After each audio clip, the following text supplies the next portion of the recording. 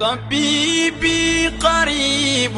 هل سقا. jërë ngeen jëf mbokk internet yu 5M TV Sénégal xibaar yi dañu koy daal di doore rek ak génnu àdduna kii di nag Baye Laxaat Gueye mu nekkoon koo xam ni dafa amoon rek gaañu nag ginnaaw kon cortège bu Pastef bi nga xam ni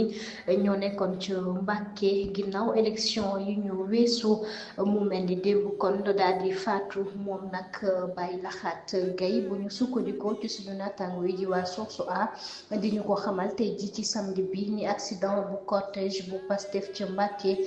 te ñu doon dem rek kon di amal lu ñeel kon campagne bi mu mel ni kon nag ginnaaw kii rek di Serigne Mbacke Thiam ak Modou Tall Baye Laxaat kon moom daal dinañ leen di wuy ji kon ginnaaw l'accident bu metti bi nga xam ne amoon nañu ko moom nag ñu ni ñaar fukki at la amoon mu nekk ndaw boo xam ni patriote la ndax da doon xeex rek jëm ci lu soxal kon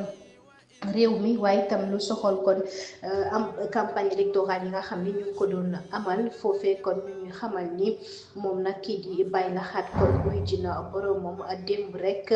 ginnaaw moom nga xam ni militant Pastef la woon te ñu amoon gaañu ci l'accident